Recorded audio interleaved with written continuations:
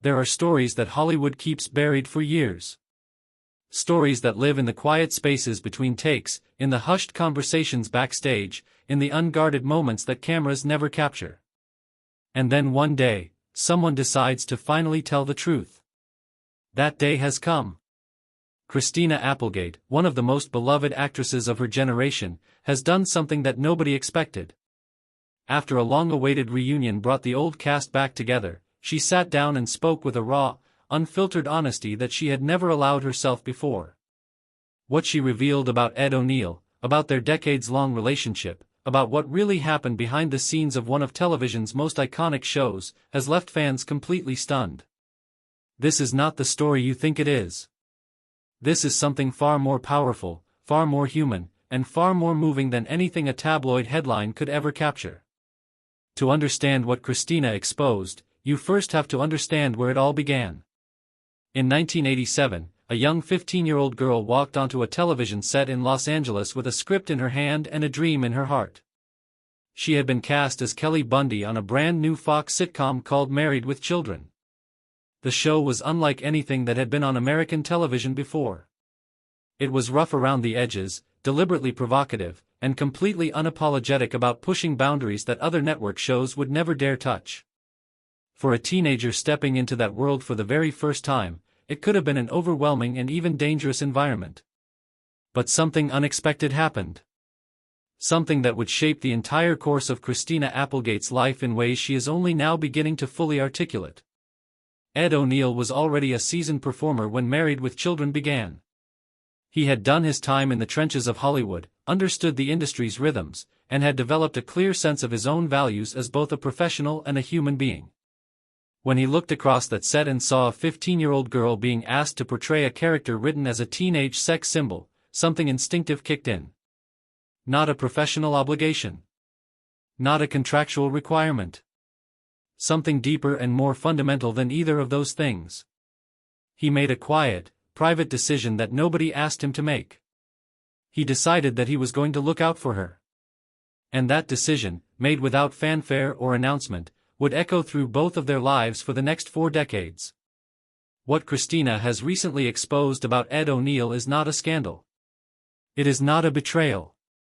It is the opposite of both those things.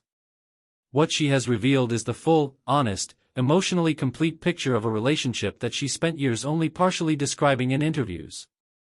She has talked about Ed before, in passing references and brief acknowledgments. But the reunion changed something in her. Standing alongside her former castmates, looking into the faces of people who had been part of the most formative chapter of her life, something unlocked inside her. She came away from that experience determined to finally say out loud what she had carried privately for so long. And what she said was extraordinary. She described Ed O'Neill as the single most important professional influence of her entire career. Not a director she admired. Not a co-star she respected. Not a mentor who gave her good advice. She used the word important deliberately and carefully, because she meant it in the fullest possible sense. She explained that when you spend 11 years of your life working alongside someone, when those 11 years happen to cover the precise span from age 15 to age 26, the influence that person has on you cannot be overstated. Those are the years when identity forms. Those are the years when a person learns who they are, what they value, how they want to move through the world.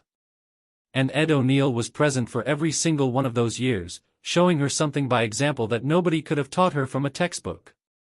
She talked specifically about something she called his quiet authority. Most people in powerful positions on a television set make their power known through volume, through demand, through the casual display of their own importance. Ed was nothing like that. His authority came from a place of absolute stillness.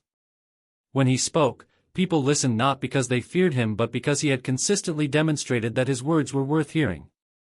When he made a decision, it stood not because he pulled rank but because everyone around him understood that his judgment was sound. Christina described watching this dynamic play out repeatedly over the years and slowly realizing that she was witnessing a masterclass in how to carry yourself as a professional without losing yourself as a person. But there was more to what she revealed than professional admiration. The emotional honesty that Christina brought to her recent disclosures went somewhere much more personal and much more vulnerable. She talked about the fact that her own childhood had not been without its complications. Her home life before the show had elements of instability that she has referenced over the years without going into extensive detail. When she arrived on that set at 15, she was not arriving from a position of complete security. She was a young girl carrying things that young girls should not have to carry, walking into an adult world that could have taken advantage of that vulnerability in countless ways. Instead, what she found was Ed O'Neill. She described a specific kind of attention that he paid to her that she had never experienced before from an adult male figure in her life. It was not intrusive. It was not overbearing. It did not make her feel watched or monitored or controlled. It made her feel safe. There is a profound difference between those things, and Christina articulated that difference with a clarity that came from years of reflection. She said that Ed had this instinct for knowing when she needed someone to step in and when she needed to handle something herself. He never robbed her of her own agency. He never treated her as though she were fragile or incapable. But when something genuinely required an adult to intervene, he was already there before she even recognized the need herself. The reunion brought back specific memories that Christina had not thought about in years. She found herself remembering scenes and moments that had been buried under the accumulated weight of everything that came after. She remembered a particular incident during the early seasons of the show when a visiting executive made a comment about her appearance that crossed a line. She was 16 at the time and did not fully have the vocabulary or the confidence to respond. Before she could even process what had been said, Ed was already speaking. He did not raise his voice. He did not make a scene. He simply addressed the man with a quiet, unmistakable directness that made absolutely clear that what had just happened was unacceptable and would not happen again. The executive apologized. Ed moved on as though nothing had occurred. But Christina stood there understanding, perhaps for the first time in her young life, what it looked like when a person used their power to protect someone else rather than to serve themselves. She carried that image with her for the next 4 decades. She has said in recent conversations that it fundamentally shaped her understanding of what it means to be a person of genuine integrity. Anyone can talk about protecting people. Anyone can claim to value others' dignity. What Ed demonstrated on that day, and on countless other days that she has catalogued in her memory, was that real integrity is not announced. It is acted upon, quietly and consistently, regardless of whether anyone is watching or whether anyone will ever know. The reunion also prompted Christina to speak openly about something she had long been reluctant to discuss in detail. She talked about the period during the boycott crisis of 1989, when a campaign to get married with children pulled off the air had gained serious momentum. Major advertisers had withdrawn. The network was genuinely uncertain about the show's future. For an adult, that kind of professional uncertainty is difficult enough to navigate. For a 17-year-old whose entire career existed within the boundaries of that one production, the uncertainty was something close to terrifying. She has described the feeling as standing on ground that might simply dissolve beneath her feet at any moment. Ed O'Neill did not pretend the crisis was not happening. He did not offer her false reassurances or hollow optimism. What he did instead was something that Christina now recognizes as far more valuable than either of those things. He sat down with her and told her the truth. He told her that the show might survive and it might not, and that neither outcome would define her. He told her that what she had already done, at 17 years old, was something real and something lasting, and that no advertiser boycott and no network executive had the power to take that away from her. He told her to pay attention to what she could control, to release what she could not, and to never allow her sense of her own worth to become dependent on forces outside herself. Christina has said that she did not fully understand the depth of that advice at 17. She understands it completely now.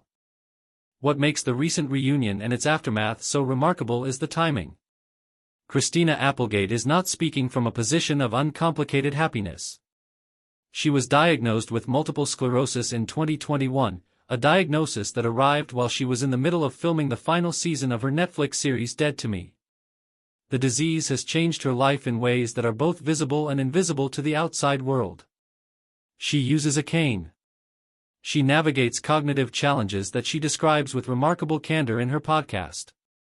She has had to restructure her entire existence around a new physical reality that she did not choose and did not anticipate.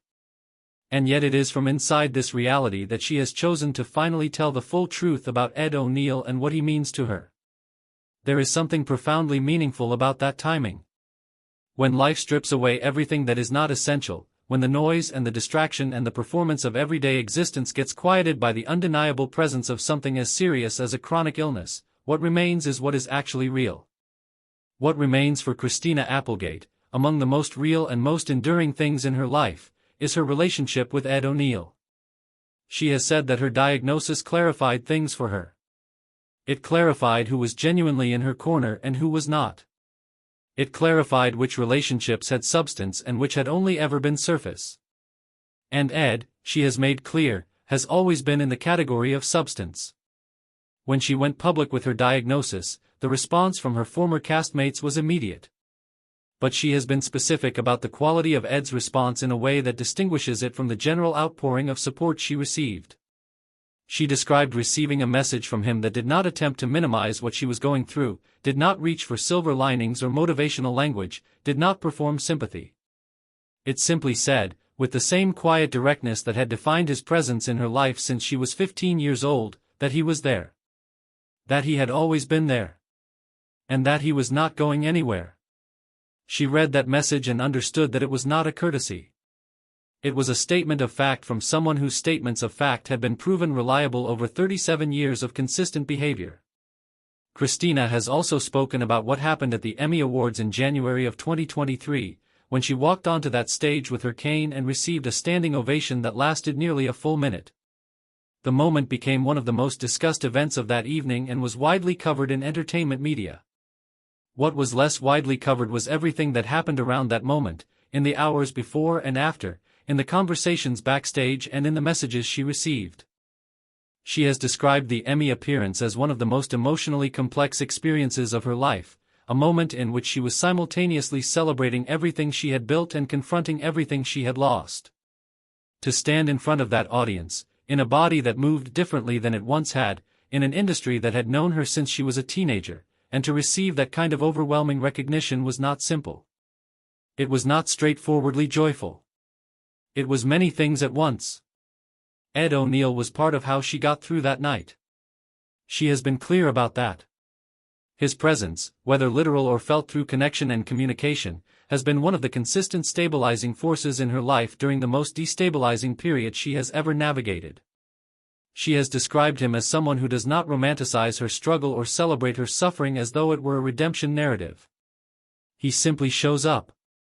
He simply continues to be what he has always been to her. And in a world that often wants to turn illness into inspiration content, there is something deeply relieving about having someone in your corner who just treats you like the person they have always known you to be.